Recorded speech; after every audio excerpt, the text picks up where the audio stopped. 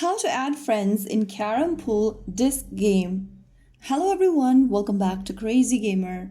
If you are in Carrom Pool and wondering how you add your friends so that you can play together, first of all launch open the Carrom Pool Disc game on your device.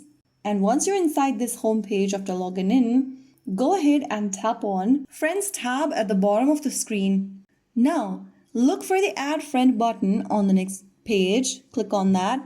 And in order to send friend request, you'll need to enter your friend's user ID in the search list at the top. After typing down the name in the search result, if the ID is available, you'll be able to see their name. Simply tap on Add Friend right next to their name. Once they accept your request, you'll be able to be friends in the game right away. So that's it. That's how you send friend request or add friends on Carrom Pool Disc game. If you found the video helpful, don't forget to like, share and subscribe to our channel. I will see you again in the next video. Thank you for watching.